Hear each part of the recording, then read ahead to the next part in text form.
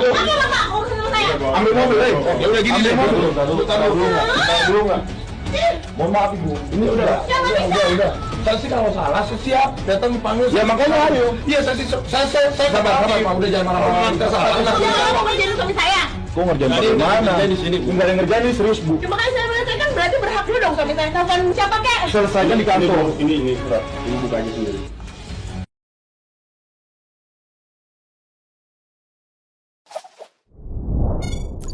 Akan disampaikan bahwa sebagaimana telah kami sampaikan bahwa dalam setiap penanganan perkara tindak pidana korupsi, kami selalu menelusuri juga potensi adanya TPPU, ya, sehingga itu sudah menjadi produk kami. TPPU sudah kita lakukan, bahkan hal-hal memang sudah kita sampaikan dalam tindak pidana pencucian uang, tidak tertutup kemungkinan terhadap AN. Ya. Terkait dengan harta benda, penyitaan dan sebagainya, penelusuran masih sedang kita lakukan. Sepanjang barang-barang tersebut ada kaitannya menjadi alat atau merupakan hasil dari kejahatan, pasti akan kami lakukan penyitaan. Ya. Terima kasih. Pak.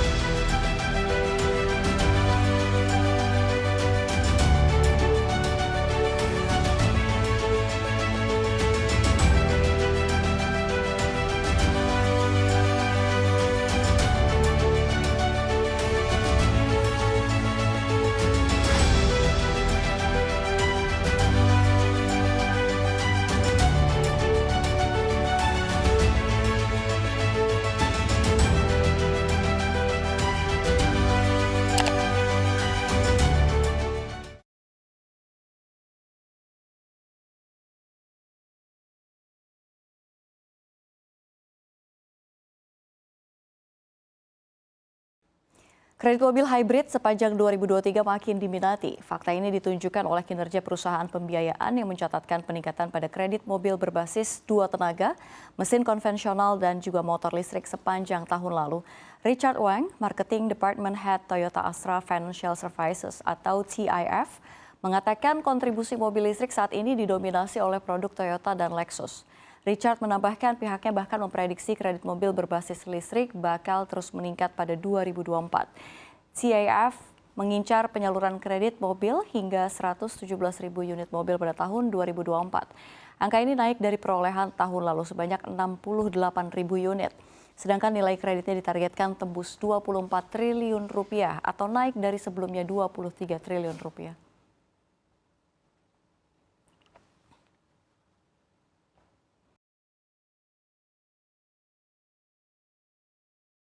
Pabrikan mobil China dinilai berupaya meraih pangsa pasar yang signifikan di negara yang memiliki pasar kompetitif seperti Indonesia. Caranya dengan memberikan harga yang terjangkau. Pakar otomotif sekaligus akademisi Institut Teknologi Bandung ITB Yanes Martinus Pasaribu menilai Alasan produsen otomotif asal China menghadirkan kendaraan dengan fitur yang berlimpah namun memiliki harga yang cukup terjangkau dikarenakan untuk meraih pangsa pasar yang signifikan, terutama di negara dengan pasar yang cukup kompetitif seperti di Indonesia. Alasan berikutnya adalah untuk mengejar jumlah volume penjualan yang positif. Menurutnya, volume penjualan yang tinggi tidak hanya meningkatkan pangsa pasar, tapi juga dapat membantu mencapai skala ekonomi yang pada gilirannya dapat menurunkan biaya produksi mobil listrik per unit.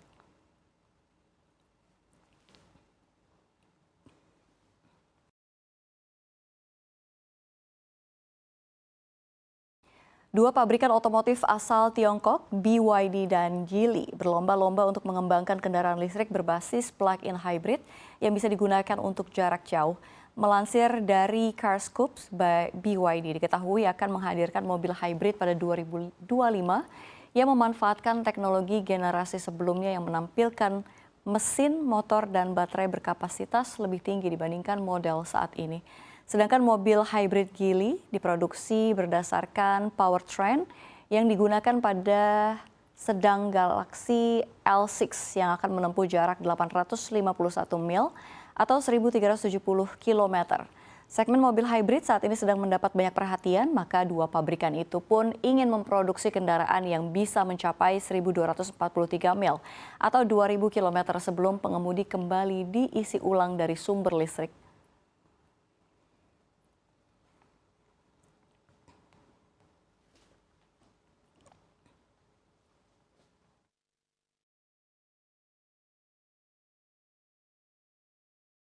Donald Trump membayar jaminan sebesar 175 juta dolar Amerika Serikat dalam kasus penipuan sipilnya di New York pada Senin kemarin. Berdasarkan dokumen pengadilan yang diperlihatkan, menghindari pembayaran denda sebesar 454 juta dolar. Sementara kasusnya berjalan melalui proses banding. Minggu lalu, pengadilan banding New York memotong pembayaran jaminan sebesar 454 juta dolar yang sebelumnya harus dibayarnya atau mengurangi jumlahnya menjadi 175 juta dolar dan memberinya waktu 10 hari untuk membayar jumlah yang lebih kecil ini. Denda hampir setengah miliar dolar yang awalnya harus dibayarnya telah menimbulkan kemungkinan bahwa otoritas New York akan bergerak untuk menyita aset Trump jika ia tidak bisa membayar, namun pengurangan ini memberinya ruang bernafas. Pemilik gedung real estate berusia 77 tahun ini yang sekali lagi memenangkan nominasi Partai Republik menerima denda setelah Hakim Arthur Engeron memutuskan ia dan kedua putranya bersalah dalam persidangan tanpa juri, memutuskan mereka dan perusahaan keluarganya berbohong tentang nilai aset, menipu bank dan perusahaan asuransi.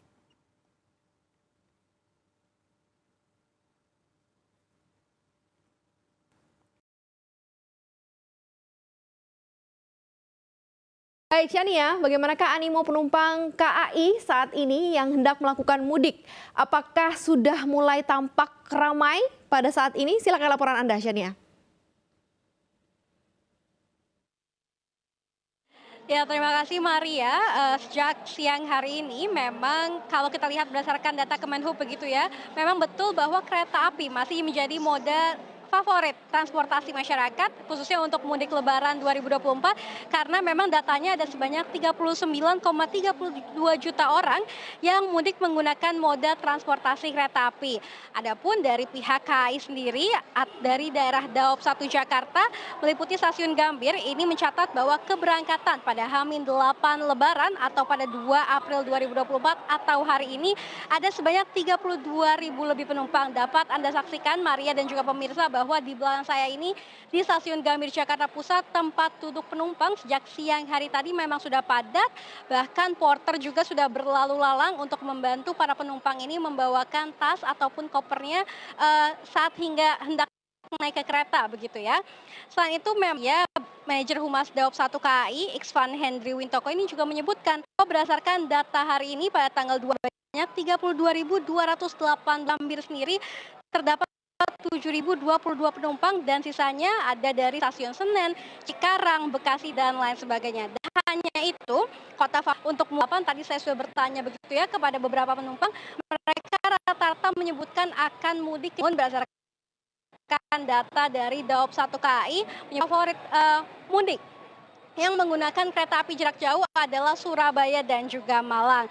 Dan selain itu, KAI juga menetapkan bahwa masa angkutan Lebaran 2024 memang sudah dimulai sejak tanggal 31 Maret 2024 hingga 21 April 2024 mendatang. Dan untuk mengetahui animo dan antusiasme masyarakat yang hendak mudik dan ke kota manakah mereka akan mudik dan mengapa menggunakan moda transportasi KAI, simak liputannya berikut ini. Iya, Alasannya menggunakan kereta api apa, Bu? karena lebih mudah dan lebih santai gitu. Iya. Mau mudik kemana nih, Pak? Ke Tegal, Alasannya menggunakan kereta api, kenapa, Pak? lebih cepat. Iya. Oh, mau mudik ke Brebes. Iya. Alasannya mudik pakai kereta dan juga di H-8 ini. Lebih simpel, lebih cepat dan aman gitu. Saya mau mudik mau Lebaran bersama saudara keluarga di Jakarta. Lepas ini saya mau ke Purwokerto naik kereta. Alasannya memilih mudik ke Purwokerto naik kereta. Alasannya satu, cepat, aman, dan nyaman. Ya Maria, adapun PT Kereta Api Indonesia Persero menyiapkan sebanyak 77 kereta api jarak jauh setiap hari terjual tiket ataupun yang akan dijual ini sebanyak 43.000 tiket yang disediakan. Sementara itu diungkapkan juga bahwa puncak arus mudik dan juga arus balik angkutan Lebaran diperkirakan terjadi pada tanggal 6 April 2024 atau H-4 sebelum Lebaran dan tanggal 15 April 2024 atau H+5 setelah Lebaran. Demikian dari Stasiun Gambir, kembali ke studio. Baik, terima kasih Shania Alatas dan juga juru kamera Adi Anono yang sudah melaporkan bagaimanakah situasi terkini terkait mengenai arus mudik yang tampaknya juga sudah mulai begitu ya di depan ini. Selamat kembali bertugas untuk Anda.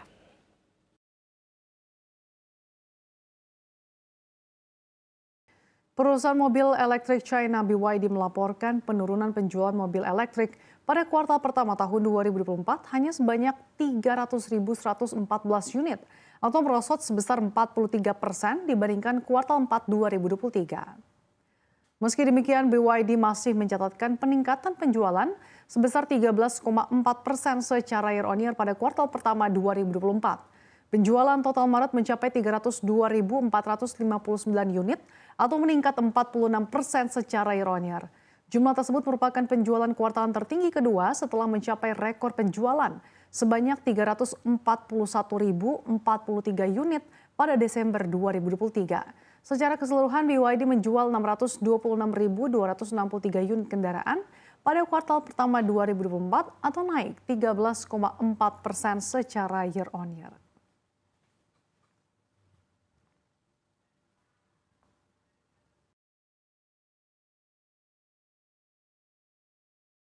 Ya pemirsa, kita ke informasi pertama dari Hot News. Kejaksaan Agung resmi menyita mobil mewah Rolls-Royce yang merupakan kado ulang tahun untuk artis Sandra Dewi dari sang suami Harvey Muiz yang terlibat dalam dugaan kasus korupsi Tata Niaga Timah. Adapun jenis Rolls-Royce yang disita oleh Kejagung di kediaman Harvey Muiz di Pakubuwono, Jakarta Selatan adalah Rolls-Royce Ghost berwarna hitam dengan plat nomor spesial yakni dengan inisial nama SDW. Sandra mendapatkan kado mobil mewah tipe Ghost Extended Wheelbase itu pada 2023, yakni tepat saat ulang tahun ke-40. Momen mendapat kado mobil mewah asal Inggris itu sempat diabadikan oleh Sandra melalui video Instagram Story yang diunggahnya. Lantas berapakah harga Rolls-Royce Ghost Extended Wheelbase milik Sandra Dewi yang disita oleh Kejagung? Harganya sendiri berada di kisaran 18 miliar hingga 25 miliar rupiah. Dan menurut laman resmi informasi pajak kendaraan bermotor Banten, mobil Rolls-Royce Ghost Extended Wheelbase dengan detail nomor plat B1SDW itu ternyata telat pajak hingga 29 hari. Pemilik Rolls-Royce berwarna hitam ini disebut wajib bayar denda PKB 1,9 juta dan SWD denda sebesar Rp35.000. Dan menurut data tersebut, mobil sedan Rolls-Royce Ghost Extended Wheelbase milik Sandra terdaftar atas nama perusahaan.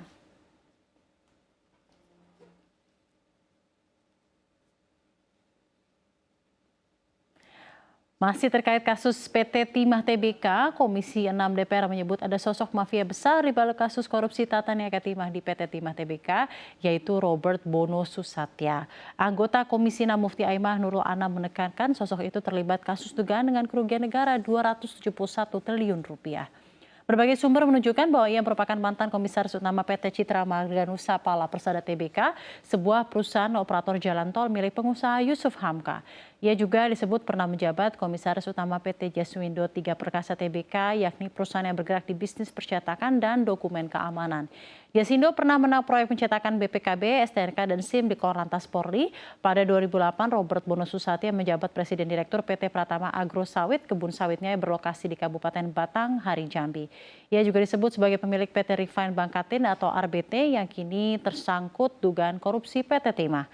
Sebelum kasus korupsi PT Timah ini, nama Robert Bono Susatyo beberapa kali terseret di kasus-kasus yang melibatkan petinggi Polri. Ia pernah tersangkut di tengah kasus hukum yang menyeret Verdi Sambo dan anak buahnya mantan Karo Paminal Propam Polri Brigjen Hendra Kurniawan. Hendra tercatat menggunakan jet pribadi bersama anak buahnya untuk berangkat ke kediaman keluarga almarhum Brigadir Joshua di Jambi atas perintah Irjen Verdi Sambo pada 11 Juli silam.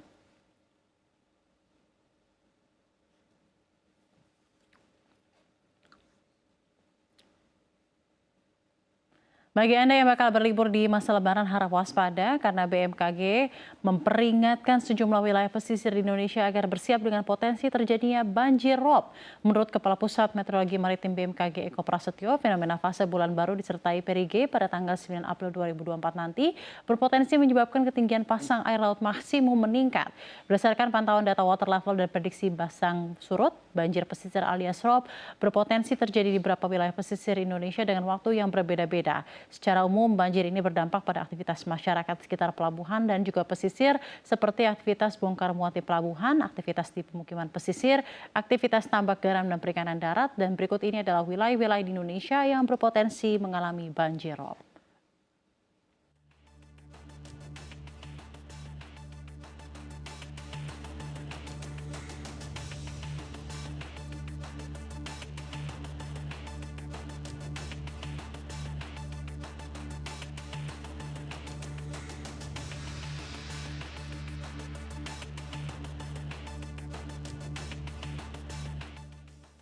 Beralih ke informasi mancanegara, kekalahan pada pilkada di kota Istanbul dan Ankara menjadi pukulan besar bagi Erdogan setelah terpilih kembali sebagai presiden. Setelah sebagian besar suara dihitung dalam pilkada pada 31 Maret 2024, Partai Rakyat Republik atau CHP kembali memenangi pemilihan wali kota Istanbul. Harapan Erdogan pun pupus usai Imamoglu, calon dari pihak oposisi, memimpin perolehan suara dengan selisih 10 poin persentase dalam pemilihan wali kota Istanbul. Ini berarti kandidat Erdogan kalah dengan selisih lebih dari 1 juta suara. Berdasarkan 92,92% kotak suara telah dibuka di Istanbul, Imamoglu tercatat mendapat 50,92% suara dukungan dan unggul atas kandidat partai AKP Murat Kurum yang hanya meraup 40,05% suara dukungan. Pilkada di Istanbul ini pun disebut penting lantaran kota ini menjadi mesin perekonomian Turki dan merupakan kota terbesar di kawasan Eropa. Kurum merupakan mantan menteri dalam pemerintahan Erdogan dan hal ini mengejutkan lantaran Jajak Pendapat memprediksi persaingan ketat akan terjadi di Pilkada Istanbul. Bahkan pihak partai CHP juga diprediksi kalah.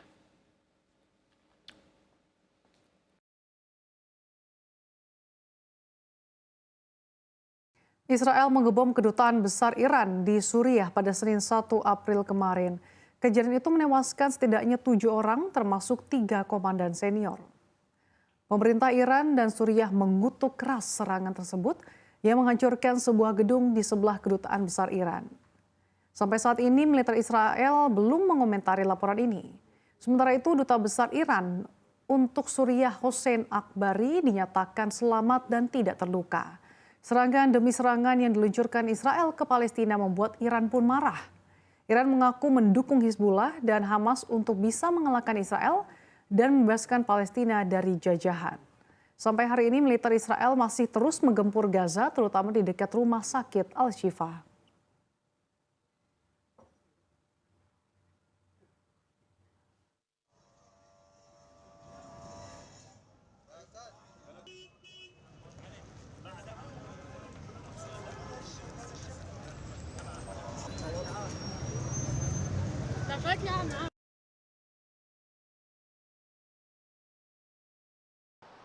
Pemirsa, pergerakan penumpang di Bandara Internasional Soekarno-Hatta Tangerang, Banten ini masih terpantau normal mendekati Lebaran 2024.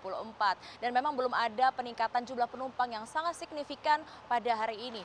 Dan dijadwalkan pemirsa pada hari ini tanggal 2 April 2024 akan ada sebanyak sekitar 110 ribuan penumpang dengan total penerbangan sebanyak 905 penerbangan. Dan untuk penerbangan ini yang terbanyak ini terjadi di tempat melaporkan saya saat ini, yakni di Terminal 3 Bandara Internasional Soekarno-Hatta, yakni akan ada sebanyak 475 penerbangan dengan jumlah penumpang mencapai 59 ribuan penumpang. Dan menurut informasi yang kami peroleh, PT Angkasa Pura II memprediksi bahwa puncak arus mudik Lebaran 2024 di Bandara Soekarno-Hatta ini akan terjadi pada tanggal 6 April 2024 atau H-4 Lebaran. Dan untuk kenaikan penumpang yang signifikan ini diprediksi oleh Angkasa Pura II akan terjadi pada tanggal 5 April 2024. Di mana sebanyak 188 ribuan penumpang diperkirakan akan memadati Bandara Internasional Soekarno-Hatta. Dan adapun untuk pergerakan penumpangnya ini sendiri,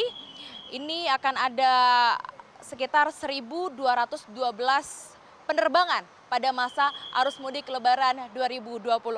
Sementara untuk arus balik Lebaran ini diprediksi akan terjadi pada tanggal 15 April 2024 atau H+4 Lebaran maksud saya, dengan jumlah penerbangan dan penumpang ini sebanyak 192 ribuan penumpang. Dan untuk rute terfavorit ini masih didominasi tentunya oleh kota-kota besar seperti Denpasar, Kuala Namu, Medan, lalu juga Surabaya, Makassar, Padang, dan juga Yogyakarta.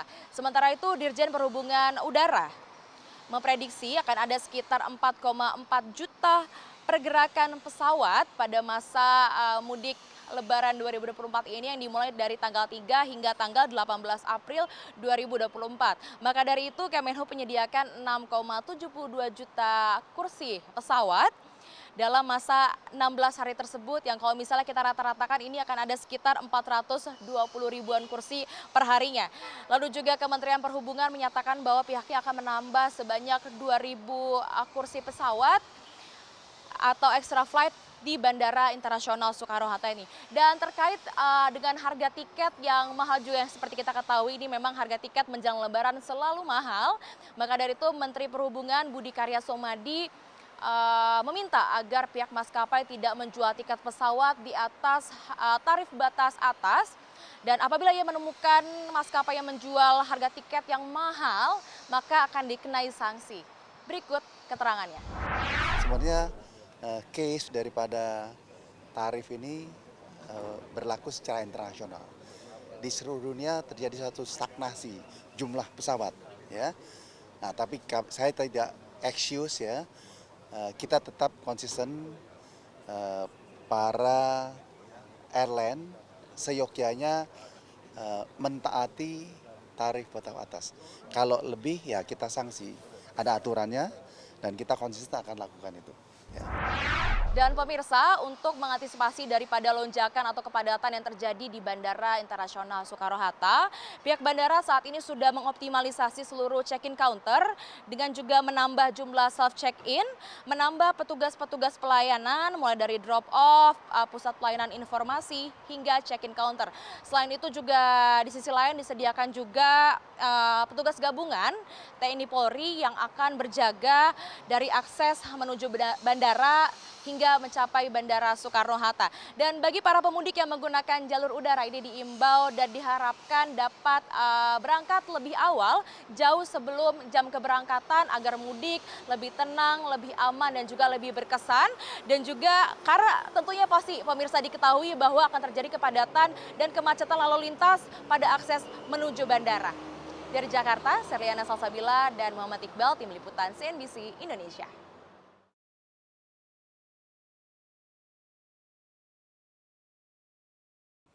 Ekspor mobil Korea Selatan selama 2 bulan pertama tahun ini melampaui 10 miliar dolar Amerika Serikat atau setara 158,97 triliun rupiah. Menurut Asosiasi Korea Automobile Manufacturers, gabungan dari 5 perusahaan manufaktur otomotif di negara itu termasuk Hyundai Motor Co. dan Kia Corp mencapai angka tersebut selama periode Januari hingga Februari 2024. Angka itu menunjukkan pertumbuhan 9,4% dalam setahun dibandingkan dengan tahun lalu. Dalam hal unit, ekspor gabungan mencapai 421.668 unit, naik 4,8% dari tahun 2023. Ekspor gabungan Hyundai dan Kia menyumbang 84,3% dari semua pengiriman selama periode tersebut.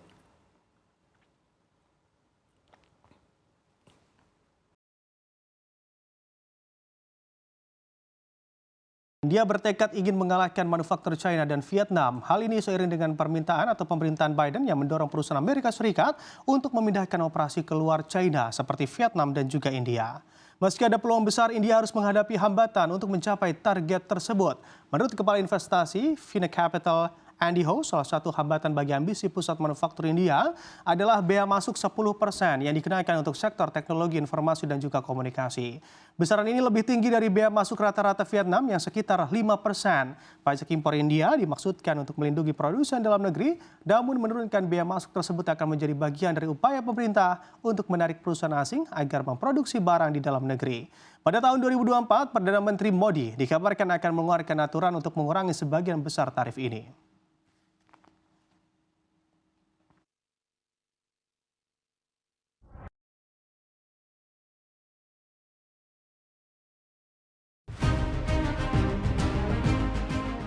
Tarif tol Trans Jawa bakal diskon 20% berlaku mulai 3 April 2024.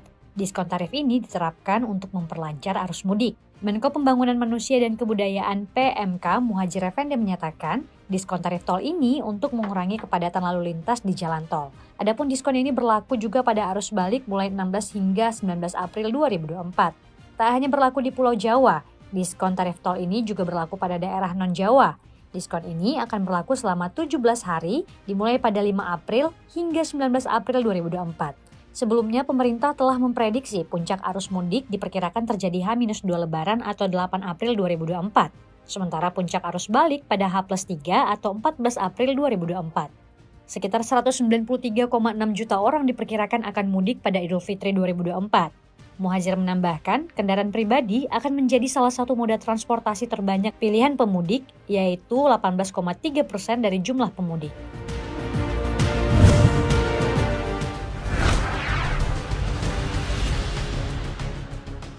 Anggota Dewan Komisioner OJK Pengawas Pasar Modal Inarno Jayadi mengungkapkan bursa saham domestik mampu tumbuh tahun ini. Salah satunya didorong oleh aksi borong saham dari investor asing. Inarno juga menyampaikan, dalam 3 bulan pertama tahun ini, investor asing terlihat antusias masuk ke pasar saham domestik.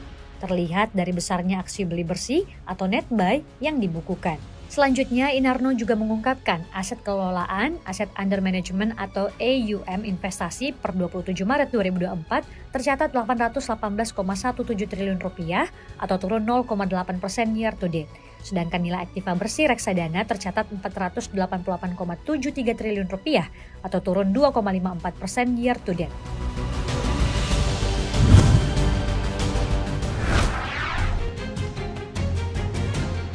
Kejaksaan Agung menyita 2 mobil mewah yang diduga milik tersangka korupsi di PT Timah, Harvey Muiz. 2 mobil mewah yang disita bermerek Rolls-Royce dan Mini Cooper S Countryman F60. Kepala Pusat Penerangan Hukum Kejagung Ketut Sumadana mengatakan, kedua mobil itu ditemukan saat penyidik menggeledah rumah suami aktris Sandra Dewi itu yang berlokasi di Pakubuwono, Jakarta Selatan. Menurut dia, penggeledahan itu merupakan tindak lanjut dari penyidikan Kejagung di kasus korupsi dalam tata niaga komoditas timah di wilayah izin PT Timah tahun 2015-2022. Dalam perkara itu, Kejagung telah menetapkan 16 tersangka, termasuk Harvey Muiz. Harvey diduga memiliki peran melobi petinggi PT Timah dan menerima aliran dana dari kegiatan penambangan timah ilegal di IUP PT Timah. Ketut menuturkan, penggeledahan yang dilakukan Kejagung merupakan hasil dari pemeriksaan para tersangka dan saksi. Dari pemeriksaan itu, penyidik menemukan dugaan aliran dana kepada Harvey.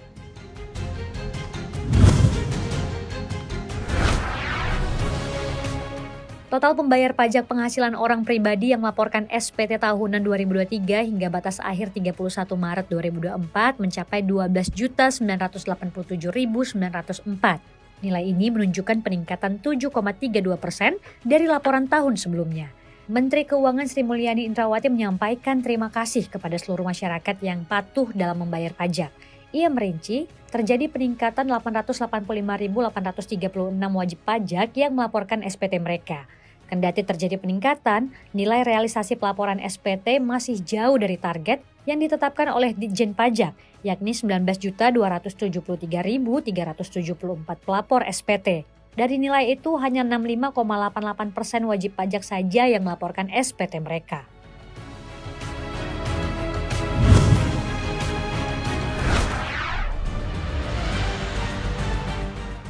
Citigroup mengumumkan rencana pemutusan hubungan kerja atau PHK terhadap 430 karyawan di berbagai divisi di New York, termasuk 363 karyawan dari unit perbankan utamanya Citibank. Selain itu, Citi juga akan melakukan PHK pada pekerjanya yang berada di bidang teknologi dan broker-dealer. Langkah ini merupakan bagian dari perombakan besar-besaran yang dirilis pada September lalu. Hal ini bertujuan menyederhanakan struktur dan meningkatkan kinerja perusahaan. CEO Jen Fraser mengungkapkan tentang rencana pemangkasan 20.000 tenaga kerja global dalam 2 tahun ke depan. Hal ini dilakukan sebagai bagian dari upaya untuk menghemat biaya dan meningkatkan profitabilitas. Sepanjang tahun ini, saham Citi telah menguat hampir 23% pada penutupan minggu terakhir Maret 2024. Nilai ini mengungguli rivalnya JP Morgan Chase, Bank Amerika dan Wells Fargo. Indeks Citi juga bernasib lebih baik daripada indeks Bank S&P 500 yang telah memperoleh peningkatan sebesar 14,4%.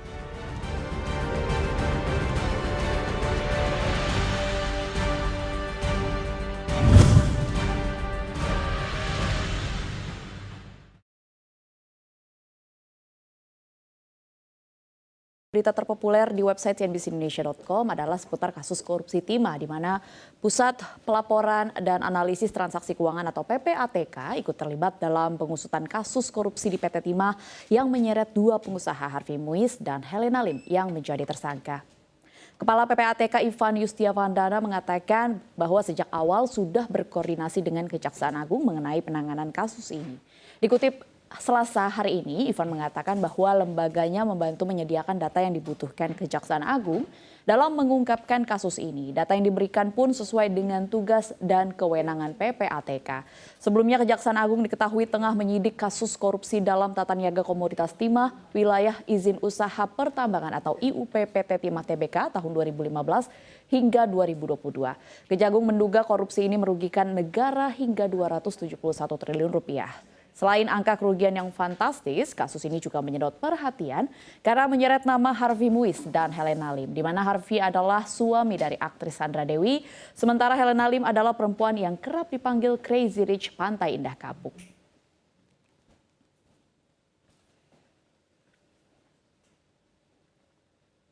Masih seputar kasus korupsi timah, di mana Kejaksaan Agung resmi menyita mobil mewah Rolls-Royce yang merupakan kado ulang tahun untuk artis Sandra Dewi dari sang suami Harvey Muiz yang terlibat dalam dugaan kasus korupsi tata niaga timah. Adapun jenis Rolls-Royce yang disita oleh Kejagung di kediaman Harvey Muiz di Pakubuwono, Jakarta Selatan adalah Rolls-Royce Ghost berwarna hitam dengan plat nomor spesial, yakni dengan inisial nama SDW. Sandra sendiri mendapatkan kado mobil mewah tipe Ghost Extended Wheelbase ini pada tahun 2023, yakni tepat saat ulang tahun ke-40. Momen mendapat kado mobil mewah asal Inggris ini sempat diabadikan oleh Sandra melalui video Instagram Story yang diunggah. Mengutip dari berbagai sumber, mobil bermesin 6.592 cc yang dimiliki oleh Sandra Dewi diprediksi dibanderol dengan harga sekitar 18 hingga 25 miliar rupiah di Indonesia. Tidak hanya harga beli, biaya pajak kendaraan bermotor atau PKB yang harus dikeluarkan per tahunnya juga tergolong fantastis, yakni Rp99.786.300 dan sumbangan wajib dana atau SWD kecelakaan lalu lintas jalan pokok sebesar Rp143.000. Menurut laman resmi informasi pajak kendaraan bermotor Provinsi Banten, mobil Rolls-Royce Ghost Extended Wheelbase keluaran 2013 dengan detail nomor plat B1 SDW ini ternyata telat pajak hingga 29 hari.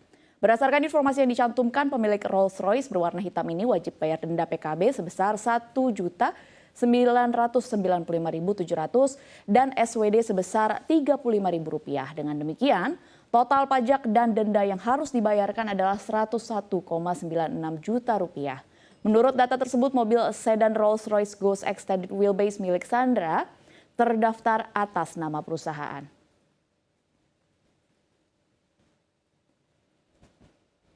Masih dari kasus korupsi PT Timah, di mana Komisi 6 DPR RI menyebutkan ada sosok mafia besar di balik kasus korupsi tata niaga timah di PT Timah Tbk.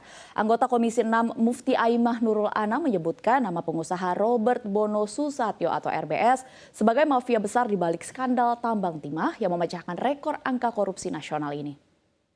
Dalam rapat kerja bersama Menteri Investasi Kepala BKPM Bahlil Lahadalia pada Senin kemarin, Mufti menyebutkan bahwa ada seorang mafia besar, yaitu Robert Bono Susatyo. Sementara itu RBS telah diperiksa sebagai saksi oleh penyidik Kejaksaan Agung, di mana RBS tidak banyak berbicara usai diperiksa selama 13 jam.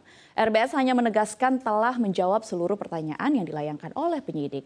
RBS juga enggan berkomentar lebih jauh terkait dengan dugaan keterlibatan PT Refined Bangkatin atau RBT, di mana perusahaan RBT yang sempat dipimpin oleh Robert ini diketahui menjadi mitra utama PT Timah dan pernah digeledah oleh Kejagung pada 23 Desember 2023 lalu.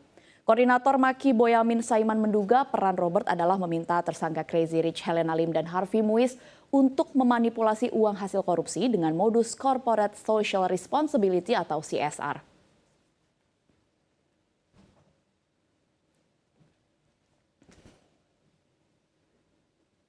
Berita terpopuler yang terakhir, di mana jelang Lebaran, pekan depan ada sejumlah fenomena luar angkasa yang akan terjadi, yakni gerhana matahari total dan juga ledakan matahari yang terjadi bersamaan. Dikutip dari laman resminya, Selasa hari ini Badan Meteorologi, Klimatologi, dan Geofisika atau BMKG menuliskan saat menyaksikan GMT atau gerhana matahari total pada 8 April 2024 mendatang, menurut National Center for Atmospheric Research atau NCAR, akan terlihat ledakan-ledakan di matahari. Saat totalitas gerhana matahari, pandangan matahari dari bumi terhalang oleh bulan dan menyisakan sisi tepi. Pada sisi tepi inilah di bumi bisa menyaksikan tepian plasma matahari tampak meledak-ledak. Dijelaskan pula ledakan matahari ini terjadi karena adanya aktivitas internal di pusat tata surya tersebut. Tingkat aktivitas mengalami pasang surut selama siklus 11 tahunan dan puncaknya pada tahun ini. Sejauh ini belum ada yang mengetahui penyebab fenomena tersebut. Namun BMKG menuliskan bahwa kemungkinan karena melibatkan gaya magnetik atau reaksi nuklir dalam matahari. Dampak ledakan ini bergantung pada besarannya. Di bumi sendiri yang terjadi adalah badai magnet bumi atau geomagnetic storm. Dalam kesimpulannya, BMKG menjelaskan dampak ledakan matahari terkait badai magnet bumi relatif aman untuk Indonesia karena letak negara ini berada dalam lintang rendah tempat titik terkuat perisai bumi. Sementara itu Indonesia tidak bisa menyaksikan langsung gerhana matahari total secara langsung, di mana fenomena 8 April ini akan terlihat di Meksiko, Amerika Serikat, dan juga Kanada.